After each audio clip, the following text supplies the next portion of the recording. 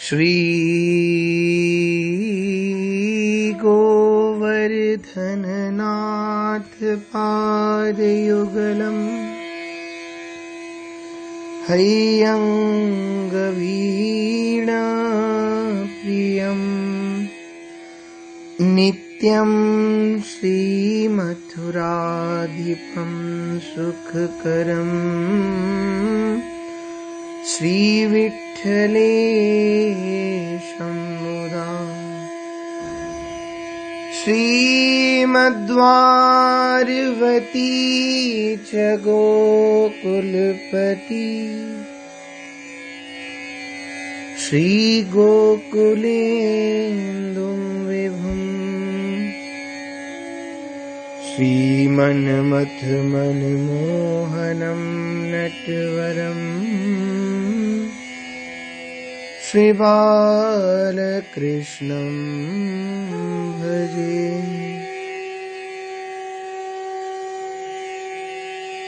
आज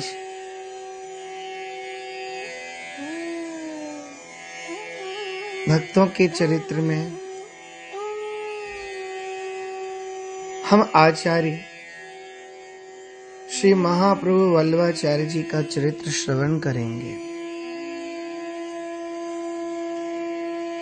संवत 1535 वैशाख कृष्ण एकादशी तिथि को श्री आचार्य प्रभु का प्रादुर्भाव हुआ। सौभाग्य से हमारा जन्मदिन भी उसी दिन का ही है। श्री आचार्य प्रभु पधारे और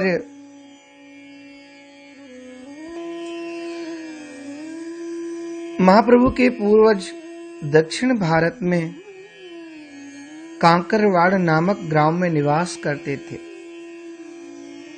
वह जाति के तैलंग ब्राह्मण थे। आचार्य प्रभु के पूर्व की 7वीं पीढ़ी में एक महान यज्ञनिष्ठ महापुरुष ने जन्म लिया था। उन्होंने 100 सोमयज्ञ करने का संकल्प किया और संपूर्ण जीवन में यज्ञानुष्ठान ही करते हुए अपना जीवन बिताया। यद्यपि उनके जीवन में 100 यज्ञों का संकल्प पूरा नहीं हो सका, परंतु उनके आदेशानुसार उनके आगे की पीढ़ियां अपने पूर्व पुरुष का संकल्प पूर्ण करने में सतत प्रयत्नशील रहीं। फलस्वरूप 7वीं पीढ़ी में श्री लक्ष्मण भट्ट जी के द्वारा ये सोमयज्ञ पूर्ण हुआ था। इन श्री लक्ष्मण भट्ट जी को श्री आचार्य महाप्रभु जी का पिता बनने का सौभाग्य मिला और मातृपद पाया श्री इलम्मागारू देवी ने। पूर्व पुरुषों का ऐसा विश्वास था 100 सोमयज्ञ पूर्ण होने पर घर में किसी महापुरुष का प्रादुर्भाव होगा। तो वह महापुरुष श्री वैश्वानरावतार श्रीमद वल्लभाचार्य जी प्रकट हुए। आपके प्रादुर्भाव के संबंध में कथा आती है। 100वां सोमयज्ञ पूर्ण होने पर श्री लक्ष्मण भट्ट जी काशी में एक वृहद ब्रह्मभोज कराने की इच्छा से सपत्नी काशी जा रहे थे। वहां पहुंचने पर उन्हें पता चला कि यवनों का आक्रमण होने वाला है। अतः तुरंत ही वे वहां से लौट पड़े। अपने देश को जाने के लिए उन्होंने विचार कर लिया। उस समय उनकी पत्नी इलम्मागारू मरे गर्भवती थी। मार्ग में चंपारण्य नामक वन में श्रीमती इलम्मागारू ने एक शमी वृक्ष के नीचे एक पुत्र रत्न को जन्म दिया और यही तिथि थी। 7 महीने में पुत्र प्रसव होने के कारण नवजात शिशु एकदम निश्चेष था महाराज। कुछ प्रतिक्रिया उसके शरीर से नहीं हो रही थी। वन के भय से आतंकित माता पिता ने इन्हें मृतक समझकर शमी वृक्ष के नीचे पत्तों की शैया पर बालक को लिटाकर और स्वयं शीघ्रता पूर्वक वहां से चल दिए। परंतु अगले पड़ाव पर पहुंचने पर पता चला कि अब काशी में उन यवनों के आक्रमण का भय समाप्त हो गया है। अतः श्री लक्ष्मण भट्ट जी अपनी पत्नी के साथ पुनः काशी लौट आए। दूसरे दिन जब भट्ट दंपति पुनः उस शमी वृक्ष के नीचे पहुंचे तो शमी वृक्ष के नीचे उन्होंने क्या देखा, उनका शिशु चरणांगुष्ठ मुख में डाल करके चूस रहा है, अपने पैर का अंगूठा अपने मुख में डालकर आनंद से किलकारियां भर रहा है। उनके चारों ओर अग्नि प्रज्वलित है, अग्नि जल रही थी। ऐसा ही माना जाता है अग्नि के अवतार है महाराज जी। श्री लक्ष्मण भट्ट जी ने अग्नि सूक्त का पाठ किया। अग्नि सूक्त का पाठ करने से अग्नि की ज्वाला शांत हो गई। माता इलम्मा गारू के हृदय में वात्सल्य उमड़ा। उन्होंने ललक कर दौड़ कर अपने पुत्र को उठा करके अपने हृदय से लगा लिया। अब तो बड़े ही हर्षित होकर के ब्राह्मण दंपति काशी में आ गए और श्री हनुमान घाट पर रहने लगे। यथा समय बालक के सब शुभ संस्कार किए गए और बालक का नाम रखा गया वल्लभ। अपने अलौकिक रूप, गुण और लीला विलासों से वल्लभ सबको वल्लभ ही लगने लगे। 5 वर्ष की अवस्था में यज्ञोपवीत संस्कार हुआ और 13 साल की अवस्था में ही संपूर्ण वेद शास्त्र पुराण आदि में पूर्ण निष्णात हो गए महाराज। इनकी अप्रतिम प्रतिभा से चमत्कृत होकर लोग इनको बाल्यावस्था में ही बाल सरस्वती एवं वाक्यपति कहने लगे थे। श्री विष्णुचित्त प्रवृत्ति वैष्णवाचार्यों से इन्होंने भक्ति शास्त्र का गहन अध्ययन किया। भगवत भक्ति के प्रति इनका सहज आकर्षण एवं अनुराग था। कुछ काल तक भगवद आराधन करते हुए काशी निवास करने के अनंतर श्री वल्लभ ने तीर्थाटन का विचार किया, तीर्थ यात्रा का विचार किया। इस तीर्थ यात्रा के सिलसिले में विचरण करते हुए आप विजयनगर पहुंचे। वहां पहुंचने पर पता चला यहाँ के विद्यावसनी राजा ने समस्त वेद शास्त्रादि का तात्पर्य निर्णय कराने के लिए देश के परम प्रसिद्ध धर्माचार्य एवं विद्वानों की महासभा का आयोजन किया है। श्री वल्लभ भी उस सभा में जाने को समुत्सुक हुए। इधर जब राजा कृष्णदेव को इनके शुभागमन का पता चला तो उन्होंने बड़े आदर पूर्वक इन्हें अपनी सभा में बुलाया। श्री वल्लभ ने शास्त्रानुमोदित सब तर्कों द्वारा विपक्षियों के मत का खंडन करके भक्ति सिद्धांत की श्रेष्ठता का प्रतिपादन किया। विजय आपकी हुई। वहीं सर्वसम्मति से आपको विद्वानों ने जगत गुरु, आचार्य, महाप्रभु आदि उपाधियों से सम्मानित किया। राजा कृष्णदेव ने इस विजय उपलक्ष्य में आपको स्वर्ण सिंहासन पर विराजमान कराकर आपका कनकाभिषेक कराया। स्वर्ण का अभिषेक हुआ। अपार स्वर्ण मणि रत्न राशि भेंट में दी। परंतु परमोदार श्री आचार्य महाप्रभु ने समस्त धन समभाव से सभी विद्वानों में वितरण कर दिया। इससे विद्वान मंडली बहुत ही प्रभावित हुई। श्री आचार्य प्रभु कुछ दिन तक विजयनगर में निवास किए। उस निवास काल में ही राजा कृष्णदेव के तुलादान में आपको पुनः प्रचुर धन राशि प्राप्त हुई, जिसके अर्ध भाग से तो आपने भगवान श्री विट्ठल नाथ जी के लिए रत्न जड़ित स्वर्ण मेखला बनवाई और उसका अर्धांश आधा अंश यज्ञ में खर्च कर दिया। यही श्री रुद्र संप्रदाय के आचार्य श्री विल्व मंगलाचार्य जी, एक विल्व मंगलाचार्य श्री कृष्ण कर्णामृतकार कहे गए हैं, पर ये दूसरे हैं, उनसे पृथक है। श्री विल्व मंगलाचार्य जी ने प्रकट होकर श्री वल्लभाचार्य जी को अष्टादशाक्षर श्री गोपाल मंत्र की दीक्षा देकर सांप्रदायिक रहस्य एवं श्री विष्णु स्वामी के सिद्धांत का उपदेश दिया तथा अनुग्रह मार्ग यानी पुष्टि मार्ग की भक्ति के प्रचार प्रसार का आदेश दिया। इस प्रकार श्री विल्व मंगलाचार्य जी से शिक्षित एवं दीक्षित होकर श्री वल्लभाचार्य जी विजयनगर से चले और प्रयाग होते हुए काशी पहुंचे। कुछ काल तक काशी में रहकर आपने भाष्य ग्रंथों का अनुशीलन किया, फिर उत्तराखंड की यात्रा के लिए चल पड़े। श्री बद्रिकाश्रम में आपको श्री उद्धव जी तथा भगवान वेद व्यास जी का दर्शन हुआ। इन दोनों दिव्य विभूतियों के द्वारा आपको अपने संप्रदाय एवं सिद्धांत के संबंध में बड़ा प्रोत्साहन मिला। इस प्रकार आप अपनी ये यात्रा पूर्ण करके पुनः काशी लौट आए। वर्णन आया है, आप एक बार श्री पंढरीनाथ जी का दर्शन करने गए।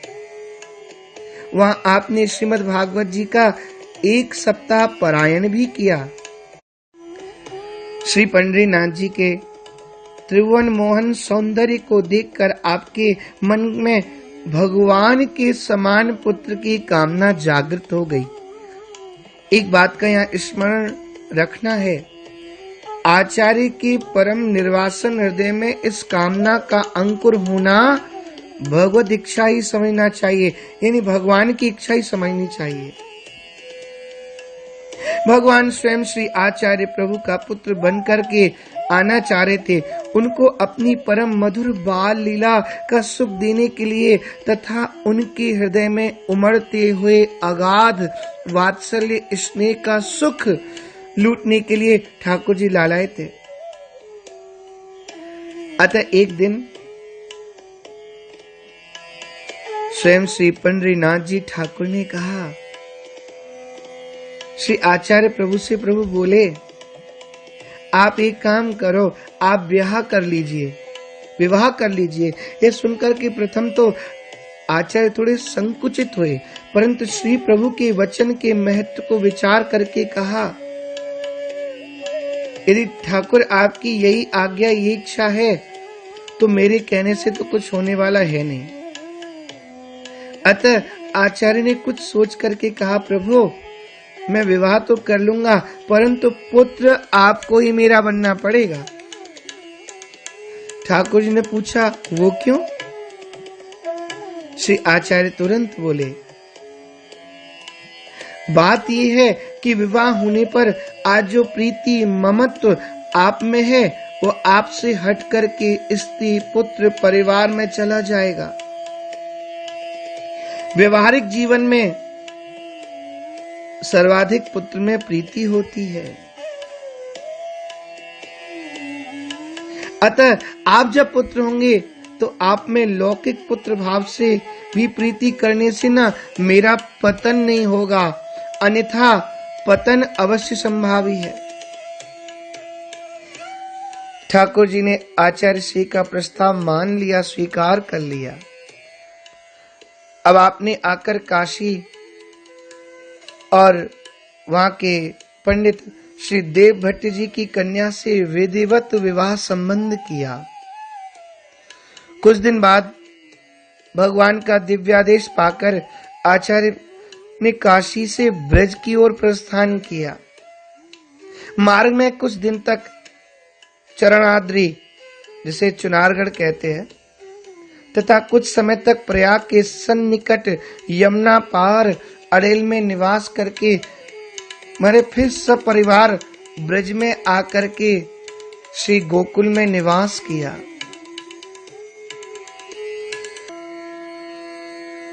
जब आचार्य काशी से श्री ब्रज की ओर आए और आकर के गोकुल में निवास किया, एक दिन श्री मध्वल्लभाचार्य जी महाप्रभु ने देखा यमुना तट पर खड़े होकर श्री ब्रजेंद्र नंदन श्री कृष्ण मुझे श्री कर कमल के संकेत से अपनी ओर बुला रहे हैं। श्री आचार्य जब समीप में गए तो श्री कृष्ण श्री गोवर्धन की ओर चल दिए, पीछे पीछे आप भी चलते गए और श्री गिरिराज जी के शिखर पर पहुंचकर श्री श्याम सुंदर ने कहा, अब मैं जन कल्याण हेतु श्री विग्रह रूप धारण करूंगा। भक्तों के लिए श्री विग्रह रूप मुझे धारण करना ही होगा। आप मेरी यहीं पर प्रतिष्ठा कर सेवा का विस्तार करें। ये लीला ऐसे भी हुई। ठाकुर जी का जो प्राकट्य हुआ, कहते हैं बहुत वर्ष पहले केवल एक भुजा श्री गिरिराज जी के ऊपर से शिला में से प्रकट हुई। सब लोग पूजा करते थे, केवल शिला में से हाथ ऊपर प्रकट हुआ, भुजा आई। किसी से ना कुछ अपराध बन गया, इसलिए वो भुजा लोप हो गई। कुछ समय पश्चात ठाकुर ने कृपा की, सद्दू बाबा उनकी गैया नित्य जाकर के ना श्री गिरिराज जी के शिखर के ऊपर शिला पर चढ़ करके अपने थनों से दूध वहां पर झरती थी। हमारा दूध गिरता था, झरझर वर्षा होती थी दूध की। और सद्दू बाबा जब सायंकाल में दूध दोहने के लिए जाते तो गैया दूध ही नहीं देती और ग्वारिया को पकड़ के मारे सद्दू बाबा ने पीटा, क्यों रे मेरी गैया के दूध को तू पी जाए।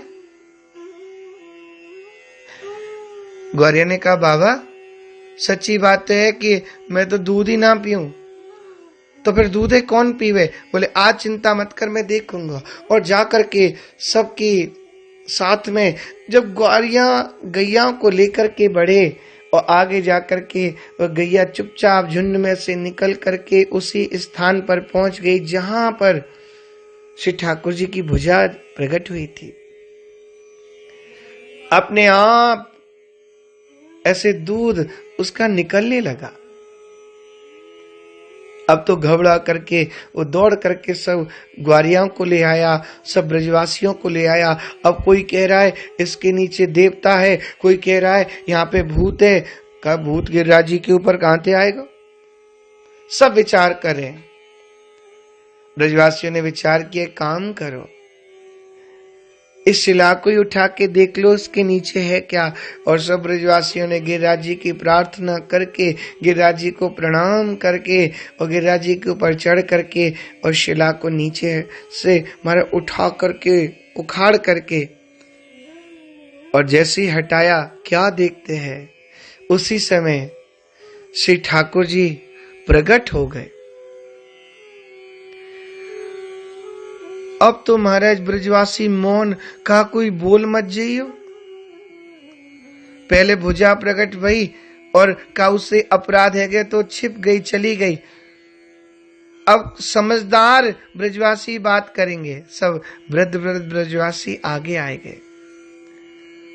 श्री ठाकुर जी से प्रश्न किया, आप कौन हैं। आपने वाम भुजा ऊपर कर राखी, दक्षिण भुज कटी पे धर राखी। आपने वाम भुजा को ऊपर रख रखा है करके और दक्षिण भुजा को कटी पे धारण किया हुआ है। आप अपना परिचय दें। यद्यपि यहाँ ठाकुर जी ने 3 नाम बताए। मेरो नाम है देव दमन, नाग दमन, इंद्र दमन। अब ब्रजवासी अर्थ लगाने लगे, जाने देवतान को मान दमन किया वह देव दमन, जाने इंद्र को मान मर्दन किया वह इंद्र दमन, और जाने काली नाग को नाथो वो नाग दमन। अरे भैया, ये तो हमारो कन्हैया ही आए के प्रकट है गयो। और पूछा, भगवान आप यहीं पर विराजते हो और ये गैया आकर के यहाँ दूध क्यों देती है? तब ठाकुर बोले, नंद वंश की धूमार गैया, मैं पीवत नित्या को गैया। बोले ये नंद बाबा के वंश की धौरी धूमर जो गैया है ना, ये वाही वंश की गैया है। या ते मोको बड़ी प्रिय लगे, नित्य में या को दूध ग्रहण करूं। सद्दू बाबा की ओर देख के बोले, ये सौभाग्य है, ये गैया आपके यहाँ आई। आनंदित तो हो गए बाबा। अब ब्रजवासी बोले भगवान इतने समय से आप दूध पी रहे हो, ये दूध पीते पीते आप अघाए गए होगे, आपको थोड़ी अरुचि तो हुई होगी, इसलिए आप आज्ञा करो हम सब ब्रजवासी अपने अपने घर से कुछ बनाए के लिए आए। ठाकुर जी बोले, ना अभी नहीं।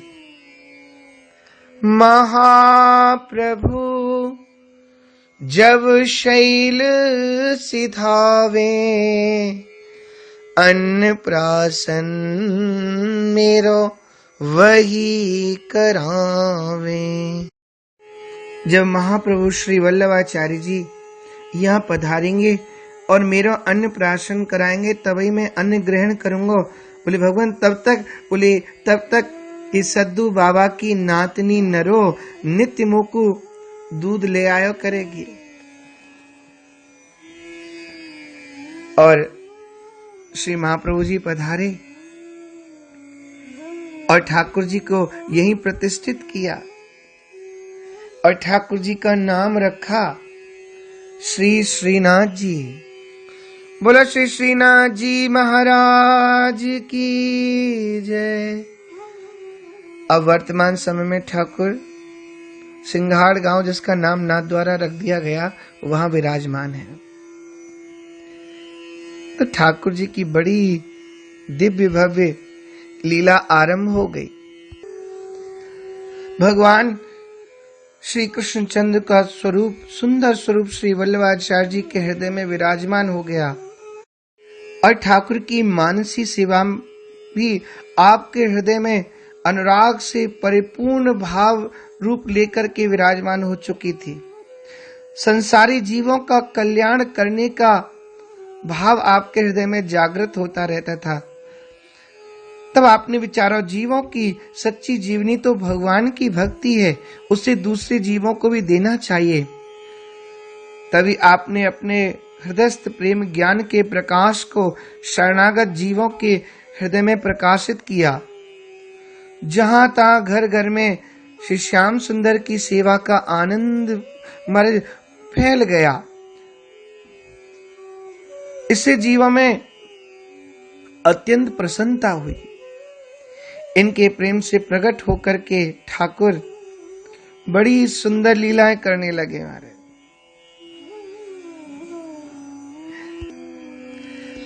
कैसी कैसी ठाकुर जी की लीला होती है। एक दृष्टांत आता है, एक परम धर्मात्मा परम भागवत सेठ जी का मंदिर था। मंदिर में श्री ठाकुर जी सेवा पूजा के लिए इन्होंने एक ब्राह्मण की नियुक्ति कर रखी थी। श्री पंडित जी बड़े भावुक थे। सेठ जी ने कह रखा था, भगवान के राग भोग में पैसे का संकोच नहीं करना, जो इच्छा हो वो वस्तु अवश्य भोग लगाना, मैं पैसा दे दिया करूंगा। एक दिन वो पंडित जी बाजार में गए, फल बेचने वाले की दुकान पर एक बढ़िया खरबूजा देखा मन में आया बढ़िया ऋतुफल है, इसको ठाकुर जी को भोग लगाना चाहिए। दाम पूछे तो फल वाले ने उसको 2 आने का बताया। वहां एक सिपाही भी खड़ा था उस दुकान पर, और खरबूज देख करके उसका भी मन ललचा गया। उसने लेने के लिए दाम बढ़ाया तो पंडित जी का पीछे हटने वाले, उन्होंने भी दाम बढ़ाया।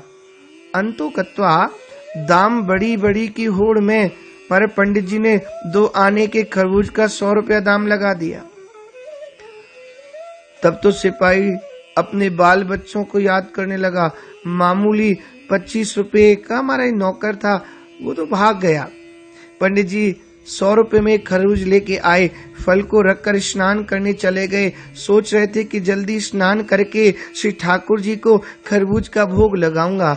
इधर क्या हुआ, जब तक पंडित जी स्नान करके आए उससे पहले श्री ठाकुर जी खरबूज को मंदिर में उठा लेके गए, और लेकर के महाराज मंदिर के द्वार तो बंद थे, पंडित जी को तो पता ही नहीं चला। अब जब पंडित जी आए स्नान करके, उन्होंने देखा तो खरबूज तो गायब। बहुत खोजने पर भी खरबूज नहीं मिला तो उन्हें बड़ा दुख हुआ। इतना पैसा भी लगा और श्री ठाकुर जी का भोग भी नहीं लग पाया। परंतु क्या किया जाए, मन में सोचकर पंडित जी ने श्री ठाकुर जी का पट खोला तो क्या देखा, ठाकुर जी उस फल को अपनी छाती से ऐसे चिपटा करके खड़े हुए, लगा करके खड़े हुए। पंडित जी के तो हर्ष का ठिकाना नहीं रहा, बड़े उल्लास के साथ उसका भोग लगाया। प्रसाद श्री शेठ जी को ला करके दिया। आज के प्रसाद में अलौकिक स्वाद था। एक तो श्री पुजारी जी का प्रेम, दूसरे श्री प्रभु का साक्षात अधरामृत प्रसाद। श्री शेठ जी ने पूछ ही लिया, पंडित जी खरबूज तो जिंदगी में बहुत खाए, परंतु ऐसा स्वाद तो आज तक नहीं आया, इतना स्वाद कैसे इसमें? तब पंडित जी ने सारा वृतांत सुनाया।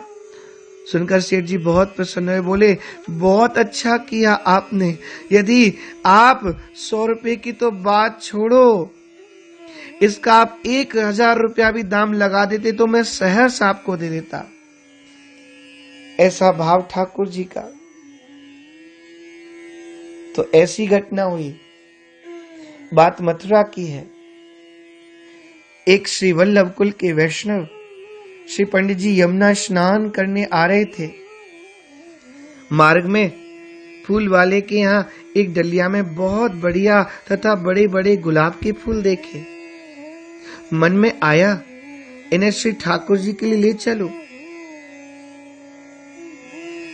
और वह इनको सेवा थी, नित्य भगवान के लिए पुष्प लेके जाते थे। इन्हीं पुष्पों की माला बनाई जाती थी।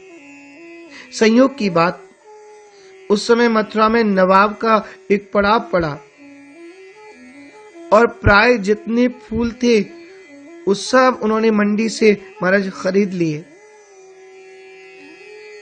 और वो नवाब के सेवक यहां भी पहुंच गए फूलों की तलाश करते हुए। उन्होंने फूलों को देख करके, अब एक टोकरी बचा और बड़े सुंदर फूल का, इनको हमारे नवाब साहब देखेंगे तो बड़े खुश होंगे, बादशाह देखेंगे बहुत खुश होंगे। उन्होंने फूलों का दाम बढ़ाया। तब पंडित जी भी आगे बढ़े। अब महाराज वो वैष्णव देख रहा है कि भाई ये तो बहुत धनी है, पर भावावेश में आ गए।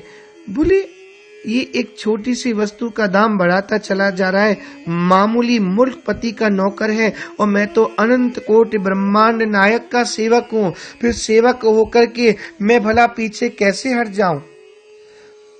मैं इसकी बराबरी अवश्य करूंगा। अरे 1 रुपया, 2 रुपया, 10 रुपया, 100 रुपया, 200 रुपया, भीड़ जमा हो गई। लोग देख रहे हैं क्या होता है।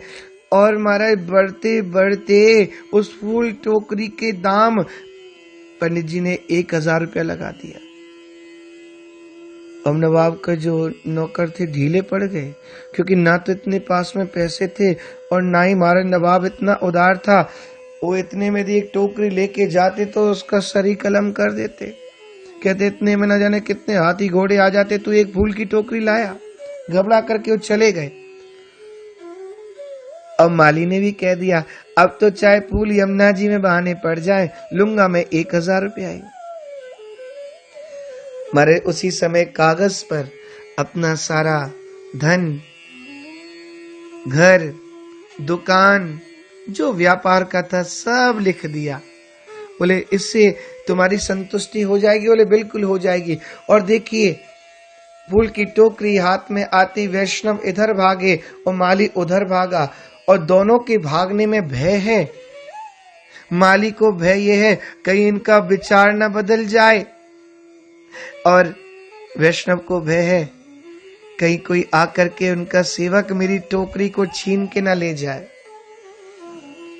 और दोनों भागे। और प्रेम से श्री ठाकुर जी का महाराज जब फूलों का श्रृंगार करने के लिए बड़ी सुंदर माला बनाई गई, तो श्री ठाकुर जी ने सिर झुका करके इस हार को धारण किया।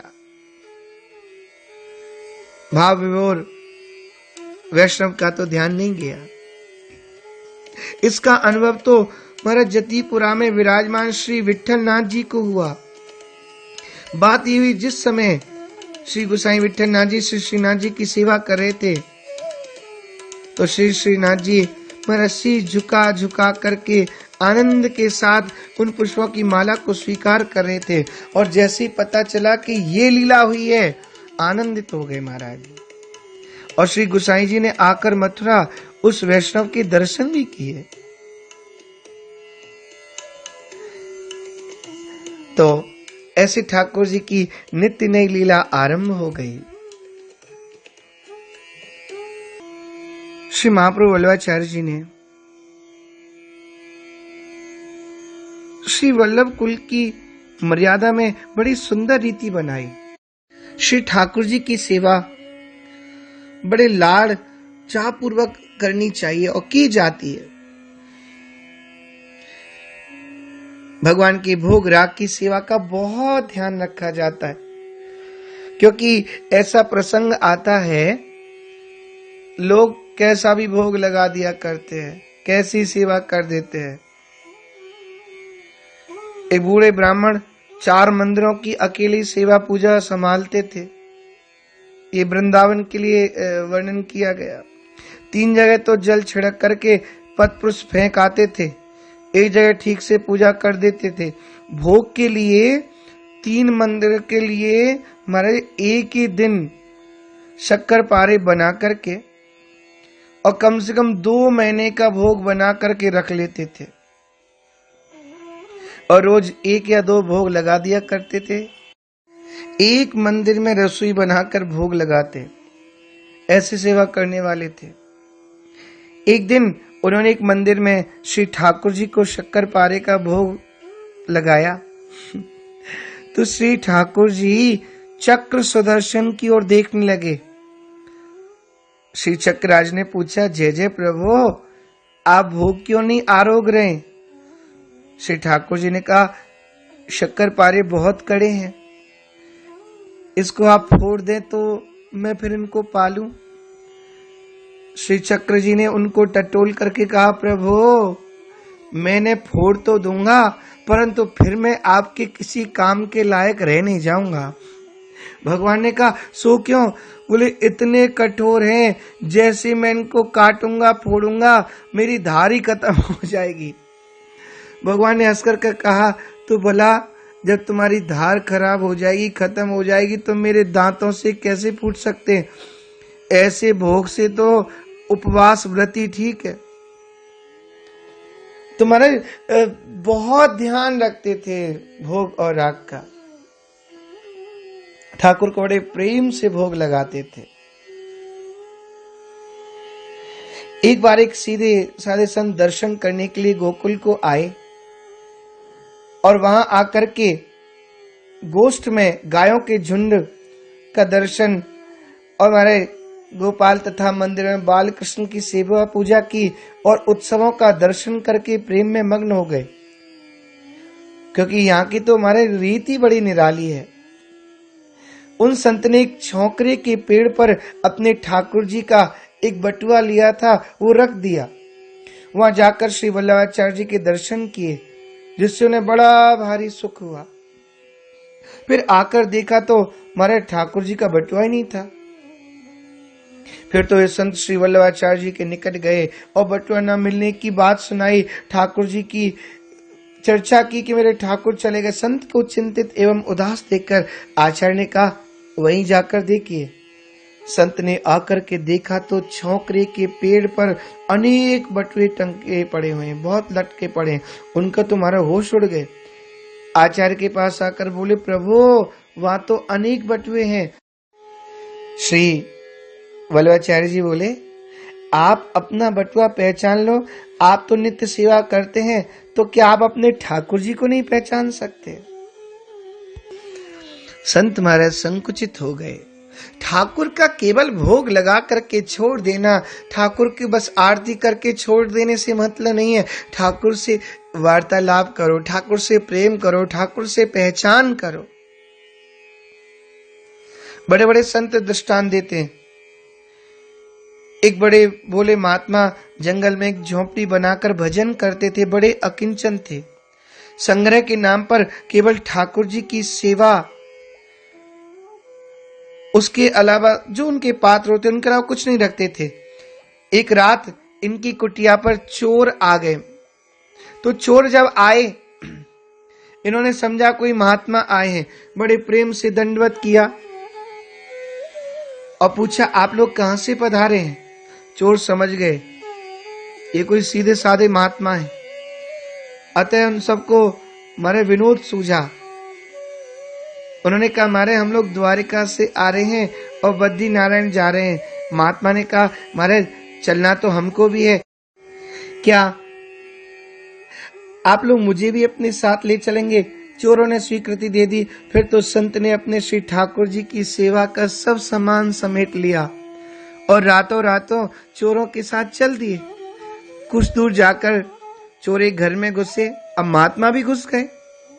बोले, बाबा जी तुम भी अपने मतलब की कोई अच्छी वस्तु ढूंढ लो, क्योंकि आगे यात्रा पर जाना है ना।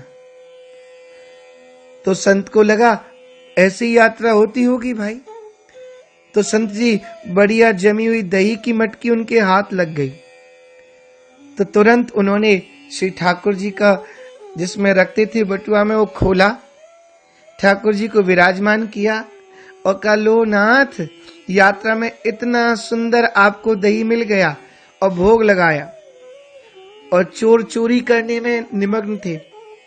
अरे भोग तक तो ठीक है, पर संत ने महाराज जोर से शंख बजा दिया।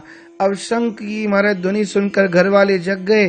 चोरों के साथ साथ महात्मा जी पकड़े गए। पूछने पर संत ने सच्ची सच्ची बात बता दी।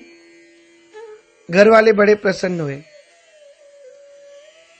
और न्यायाधीश के सामने सब पहुंच चुके थे। घर वालों ने कहा, महाराज इनको छोड़िए, इन्हीं संतों के कारण, संत के कारण से ही तो हमारा सारा घर का सामान बच गया। ठाकुर जी की सेवा करके शंख ना बजाते तो हमारा कल्याण हो जाता। तो ये है हमारा सच्ची सेवा, ठाकुर के प्रेम में लगे रहना।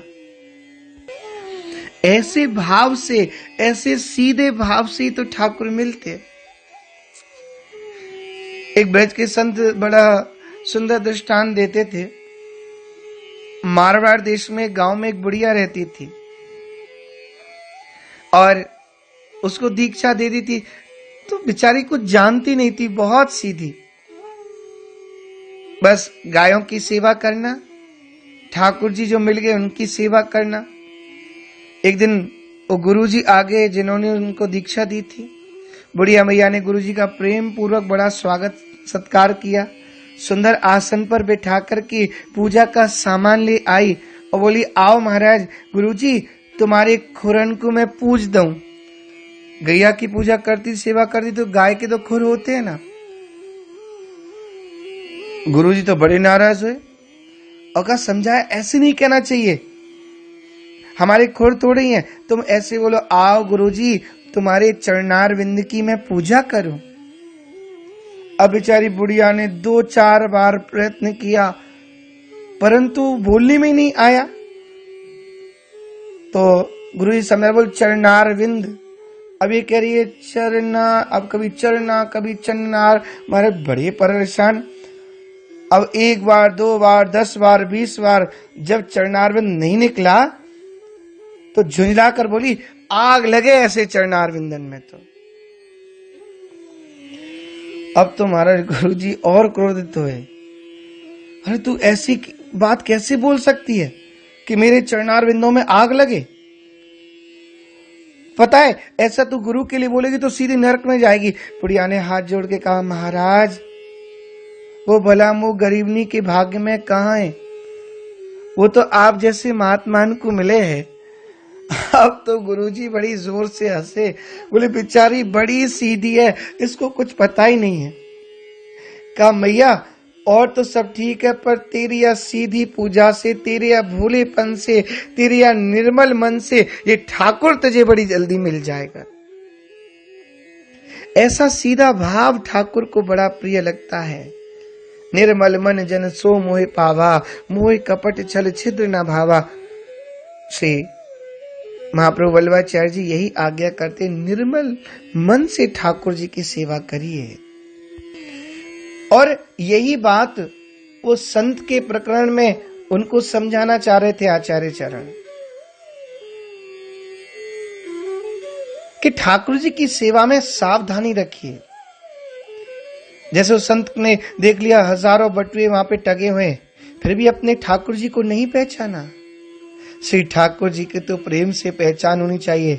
अब आप देखिए भला पशु गाय हजारों बछड़ों में भी अपने बछड़ों को पहचान लेती है, बछड़ा हजारों गाय में अपनी माता को पहचान लेता है, तो अपने ठाकुर की हम पहचान क्यों नहीं कर सकते? इस घटना से संत भी समझ गए श्री वल्लभाचार्य जी का ये प्रभाव है। उनकी आंखें खुल गई, अपने ठाकुर को पहचानने की अभिलाषा करने लगे। आचार्य से प्रार्थना की, अब मुझे आप वो उपाय बता दो जिससे मैं प्रभु की सेवा के भाव को समझ सकूं। आचार्य ने कहा, भाव भक्ति पूर्वक सेवा करो, क्योंकि ये प्रेम का मार्ग अति विचित्र और सुंदर है। और कहते हैं अश्रुपूरित नेत्रों से जब संत वहां पहुंचे तो उसी छोकर के वृक्ष पर केवल और केवल इनको अपने ठाकुर जी दिखाई दिए। इन्होंने ठाकुर जी को हृदय से लगा लिया, उनकी आंखों में आंसू भर आए। आचार्य की कृपा से उन्होंने भक्ति के स्वरूप को जान लिया, तभी से दिन रात वह सेवा में लग गए।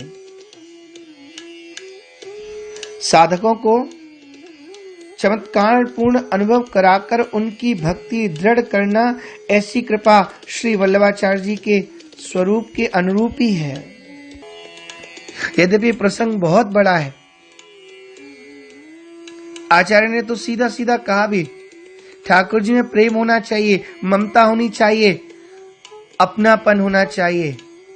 सच्ची बात बोलना साधु, यदि आपके पास पैसों की थैली होती तो क्या आप उसे यूं ही वृक्ष पर ऐसे झुला करके छोड़ाते, जैसे यहाँ ठाकुर जी को आप टांग करके आ गए? ना ना ना, बिना प्रेम निर्गुण न कछु, और सगुण बेकाम, परसा मानत प्रीत की सेवा सालिग्राम। ये तो प्रेम से ठाकुर प्रकट होते हैं। शंकर बाबा भी कहते ना, हरि व्यापक सर्वत्र समाना, प्रेम सो प्रकट होए में जाना। एक बार आचार्य श्री जगन्नाथपुरी गए हुए थे और वहां आपके निवास स्थान पर अचानक प्रेम पुरुषोत्तम श्री गौरांग महाप्रभु जी पधारे। आपने बड़े भाव पूर्वक श्री चैतन्य चंद्र जी का स्वागत सत्कार किया और धर्म पत्नी से प्रसाद लाने को कहा। संयोग की बात है, उस समय भगवत अर्पित नैवेद्य नहीं था, यानी भोग लगा हुआ प्रसाद नहीं था। श्री ठाकुर जी शयन कर गए थे, अतः आपकी पत्नी बड़ी असमंजस में पड़ गई। असमंजस स्थिति में समझ करके पत्नी को श्री वल्लभाचार्य जी ने कहा श्री कृष्ण चैतन्य जी तो साक्षात श्री जगन्नाथ जी हैं। इनको तो अमनिया ही अर्पित करो। अमनिया मतलब बिना भोग लगाए ही आप अर्पित कर दो। आपने इसी भाव से श्री चैतन्य तत्व का निरूपण किया। युगल महाप्रभु का मिलन बड़ा ही मनोहर एवं परमानंददायी रहा। दूसरे दिन चैतन्य महाप्रभु जब अपनी परिक्राओं के बीच विराजमान होकर भगवत चर्चा कर रहे थे तो प्रसंगवश बोले, श्रीमद् वल्लभाचार्य जी आचार्य एवं गुरु तो है ही, वस्तुतः ये साक्षात देवकी नंदन श्री कृष्ण ही है। कितनी लोगों ने आपको श्री कृष्ण रूप में, श्री जगन्नाथ रूप में तथा परम तेजोमय रूप में दर्शन किया था। एक सज्जन श्री शालिग्राम जी एवं श्री विग्रह दोनों स्वरूपों की सेवा करते थे, परंतु वे शालिग्राम जी को श्रेष्ठ एवं श्री विग्रह को कनिष्ठ मानते थे, छोटा मानते थे। श्री आचार्य प्रभु को ये पता चला तो आपने उन्हें बहुत समझाया, इस प्रकार का भेदभाव करना ठीक नहीं है। जहाँ प्राणी मात्र में समान भाव रखना चाहिए, वहाँ भगवत स्वरूपों में भेद करना ही तो महान अनुचित बात होगी। यह शिक्षा उन सज्जन को बिल्कुल अच्छी नहीं लगी। उसी दिन रात में वे श्री विग्रह की छाती पर श्री शालिग्राम जी को पधराकर शयन कर गए। प्रातः काल जब सेवा पूजा में देखा तो शालिग्राम की शिला एकदम चूर चूर हो गई। अब तो रोते बिलखते हुए श्री आचार्य के समीप में आए, बहुत क्षमा मांगी, अन्य विनय किया तो आपने कहा, चूर्ण को भगवत चरणामृत में भिगोकर गोली बना दो, वह पुनः पूर्वत यानी पहले जैसे हो जाएंगे। उन सज्जन ने ऐसा ही किया और ऐसा हो गया। उस दिन से ये भेदभाव सर्वथा त्याग उन्होंने कर दिया। सेवा में बड़ी मर्यादा, बहुत ध्यान रखा जाता था महाराज। सेवा में कितना ध्यान और कितना भाव ठाकुर के प्रति आचार्य रखते थे।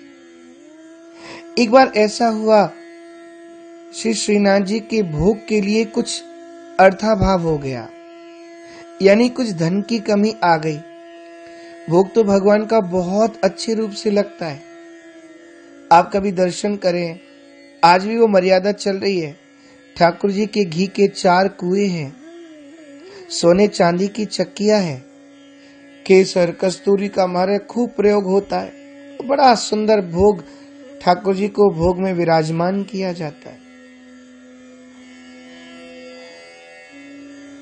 अब धन तो उतना रहा नहीं, अब भोग लगाना था तो कहां से व्यवस्था की जाए। तब श्री महाप्रभु ने श्री ठाकुर जी की सोने की कटोरी को गिरवी रख करके भोग की व्यवस्था की। परंतु मर्यादा देखिए, जब तक उस कटोरी के भोग से व्यवस्था बनी, भोग की उस धन से भोग की व्यवस्था बनी, तब तक आचार्य ने स्वयं प्रसाद नहीं लिया। फिर 2 दिन बाद किसी भक्त ने सेवा करने के लिए कुछ धन भेजा, तब आपने भोग लगा करके प्रसाद लिया। श्री ठाकुर जी ने जब ये देखा तो प्रेमाश्रु ठाकुर के नेत्रों में उमड़ पड़े, हृदय से आचार्य को लगा लिया। इतनी मर्यादा आचार्य रखते थे।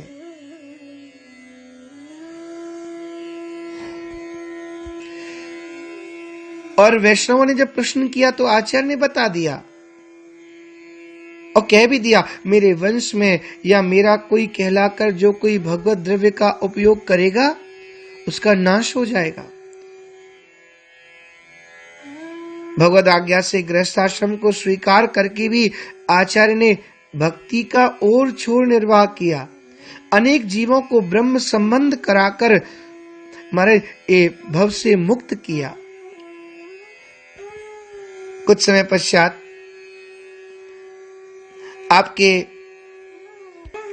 2 पुत्र हुए, श्री गोपीनाथ जी, श्री विठलनाथ जी। आपने ब्रह्म सूत्र पर अणुभाष्य एवं भागवत 10वें स्कंद पर सुबोधनी टीका लिखी और बहुत सारी रचनाएं अभी भी उपलब्ध है।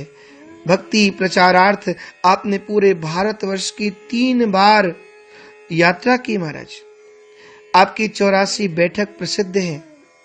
आपने भागवत, वाल्मीकि रामायण, गीता आदि का पारायण एवं परमार्थोपदेश किया और लोगों को हमारे कल्याण के मार्ग पर लेकर के आए। बरसाने में गैवर वन में जब आचार्य चरण अपने परिकरों के साथ पहुंचे तो वहां उन्होंने देखा एक अजगर को असंख्यों चींटी खा रही हैं। आपने कृपा कर उस जीव का उद्धार किया। सेवकों के पूछने पर बताया यह एक धनी मानी संत थे, अनेक शिष्य बनाकर उन शिष्यों से खूब धन लेते थे। ये वही अजगर हुए और जो सारे शिष्य थे वो चींटे और चींटियां बन गई, इसलिए इनको ये कष्ट भोगना पड़ा। हरे शिष्य धन शोक न हरई, ते गुरु घोर नरक मह परई। ऐसे आचार्य महाप्रभु श्री चित्रकूट में आपने श्रीमद् वाल्मीकि रामायण का पारायण किया। भगवान श्री राम ने साक्षात प्रकट होकर आपके द्वारा अर्पित केले का भोग आरोगा। एक बैठक आपकी ताम्रपर्णी नदी के तट पर है। वहां पर वहां के राजा ने अपनी अकाल मृत्यु निवारणार्थ विद्वान ब्राह्मणों की सलाह से स्वर्ण पुरुष का तुलादान करने का विचार कर लिया था और वो स्वर्ण पुरुष बना भी दिया, परंतु डर के मारे कोई भी ब्राह्मण उसको लेने को तैयार नहीं था। इतना भय, क्योंकि अकाल मृत्यु का स्वर्ण दान था। अब राजा का ब्राह्मणों के प्रति अभाव हो रहा था। उसी समय आचार्य चरण वहां पहुंच गए और राजा की प्रार्थना पर तथा ब्राह्मत्व की मर्यादा रखने के लिए आपने वह दान लेना स्वीकार कर लिया। वर्णन आया है उस स्वर्ण पुरुष ने आपको देखकर एक अंगुली भी उठाई तो आपने 3 अंगुलियां उठाकर उसको उत्तर दे दिया। वह स्वर्ण पुरुष चरणों में गिर पड़ा। आपने उसके टुकड़े टुकड़े करके ब्राह्मणों में वितरित उसको कर दिया। आपके हाथ से ब्राह्मणों ने सहर्ष दान ले लिया। अब सबने प्रश्न किया कि वो स्वर्ण पुरुष ने आपकी ओर 1 उंगली क्यों उठाई और आपने 3 उंगली उठाकर के उसको क्या उत्तर दिया। तो आचार्य बोले, उसने 1 उंगली उठाकर के पूछा, ब्राह्मण बनते हो, एक बार भी संध्या वंदन करते हो? मैंने उत्तर दे दिया, एक बार की बात छोड़ो, मैं तो त्रिकाल संध्या वंदन करता हूं। उससे वह परास्त हो गया। ब्राह्मण आनंदित होकर आपके चरणों में गिर पड़े। आपने अनेक शिष्यों में श्री परमानंद दास जी, श्री सूरदास जी, श्री कृष्णदास जी एवं श्री कुम्मन दास जी, इनको दीक्षा दी और ये बड़े प्रसिद्ध भागवत हुए। ऐसे ही श्री अवधूत दास जी नामक आपके एक परमहंस शिष्य थे। वे सदा भगवान के ध्यान में तल्लीन रहते थे, ध्यान करते रहते थे। उनकी स्थिति समझकर श्री आचार्य प्रभु ने अपने रसोईया भंडारी से कह दिया, अवधूत दास जब कभी खाने पीने की इच्छा प्रकट करें तो उन्हें तत्काल भोजन करा देना। ये प्रतीक्षा न की जाए कि अभी श्री ठाकुर जी का भोग लगा है या नहीं लगा है। ये भगवान से अभिन्न हो गए हैं। एक दिन ऐसा संयोग बना, श्री ठाकुर जी को भोग के लिए थाल गया नहीं और श्री अवधूत दास जी ने आकर भोजन मांगा श्री आचार्य जी की आज्ञानुसार जो रसोइया है ना, उसने उनको भोजन करा दिया। वे प्रसाद पाकर तृप्त होकर चले गए। इसके बाद जब भगवान का भोग लगा तो देखा आचार्य ने कि ठाकुर जी ने तो भोग लगाया ही नहीं है, भोग आरोगा ही नहीं है। तो श्री वल्लभाचार्य जी ने पूछा, जय जय, आज आप भोग क्यों नहीं आरोग रहे हो? ठाकुर जी मुस्कुरा करके बोले, मैंने तो कब को भोग पा लियो। आचार्य ने पूछा, कब? ठाकुर जी बोले, जब अवधूत दास जी भोजन पा रहे हैं ना, तो उनके भोजन पाने सोई में तृप्त है गयो। तब लोगों ने श्री अवधूत दास जी की महिमा जानी। ऐसे अनेक जनों पर आचार्य की कृपा रही। आचार्य श्री के समाश्रय से जीवन मुक्त भाव को प्राप्त करते हुए ये सब भक्त संत रहने लगे। बहुत दिन तक ब्रज में गोकुल गोवर्धन में निवास करके आचार्य पुनः प्रयाग में अडेल में जाकर रहने लगे। जीवन की अवधि अत्यंत अल्प जानकर आपने अपने मन में संन्यास लेने की इच्छा की और इसके लिए शास्त्रानुसार नियम है, अपनी पत्नी से अनुमति मांगी। किंतु प्रेमवश इनकी पत्नी ने इनको अनुमति नहीं दी। भगवत इच्छावशात ठाकुर जी की इच्छा से एक दिन अचानक घर में आग लग गई, अग्नि लग गई। अब देखिए कैसे आज्ञा मिलती है। ऐसे तो उन्होंने आज्ञा नहीं दी कि आप घर को छोड़ के चले जाओ। अग्नि लगी और आचार्य घर में भीतर विराजमान थे। ये ठाकुर जी की लीला थी और पत्नी ने बड़ी जोर से चिल्ला करके कहा, जल्दी घर से निकल जाइए। उन्होंने तो इस भाव से कहा, अग्नि लग गई है, आप घर से निकल जाओ। और इन्होंने कहा, ठाकुर जी ने तुम्हारे मुख से मुझे आज्ञा दिला दी, तुमने कह दिया जल्दी घर से निकल जाइए। इन्होंने इसी को अनुमति मानकर और घर से निकल पड़े। गंगा तट पर आकर श्री नारायणेंद्र तीर्थ स्वामी से विधिवत त्रिदंड संन्यास की दीक्षा लेकर श्री गंगा जी के तीरे तीरे चलते हुए श्री काशी आकर श्री हनुमान घाट पर निवास करने लगे। कुछ दिन तक काशीवास करने के अनंतर सन 1587 आषाढ़ शुक्ल तृतीया के दिन श्री हनुमान घाट पर श्री गंगा स्नान कर भगवत ध्यान करते हुए आप सदैव गोलोक धाम को आपने प्रस्थान किया। गंगा में स्नान कर कीन्यो ध्यान स्नेह, दिव्य तेज प्रगट्यो तहां गे गोलोक सदेह। सदेह श्री गोलोक के लिए आपने प्रस्थान किया। आपके उपदेश, ग्रहम सर्वात्मना त्याज्यम तच्चेत् त्यक्तुं न शक्यते, कृष्णार्थं तत्प्रयुञ्जीत, कृष्णोऽनर्थस्य मोचकः। कल्याणकामी पुरुष को ग्रह सर्वथा त्याग कर देना चाहिए, परंतु यदि वह नहीं छोड़ा जा सके तो श्री कृष्ण की सेवा में ही उसका उपयोग करना चाहिए, क्योंकि श्री कृष्ण सर्वानर्थों को दूर करने वाले हैं। कृष्ण सेवा सदा कार्या मानसी सा परामता, चेतस्त प्रवणम सेवा तत्सिद्धये तनुवेत जा। श्री कृष्ण की सेवा सदा करनी चाहिए। मानसी सेवा सर्वश्रेष्ठ कही गई है।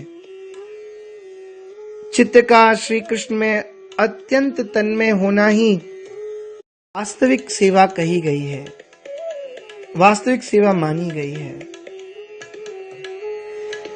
इसी सेवा के लिए तनुजा और वित्तजा सेवा की जाती है। तो ऐसा सुंदर श्री आचार्य का चरित्र, जिन्होंने ठाकुर को लाड़ लड़ा करके आनंद के साथ सब जीवों को दर्शन करा दिया। श्री आचार्य के लिए संत लिखते हैं, हिये में स्वरूप सेवा करी अनुराग भरे, डरे और जीवन की जीवन को दीजिए, सोइले प्रकाश घर घर में विलास कियो, अति ही हुलास फल नैनन को लीजिए, चातुरी अवध नेक आतुरी ना होत किहूं, चहु दिस नाना राग भोग सुख कीजिए, वल्लभ जू नाम लियो प्रतु अभिराम रीति, गोकुल में धाम जान सुन मन रीझिए। ऐसे श्री ठाकुर जी के सेवा में संलग्न रहने वाले आचार्य श्री वल्लभाचार्य जी, अलौकिक भाव जिनका ठाकुर में,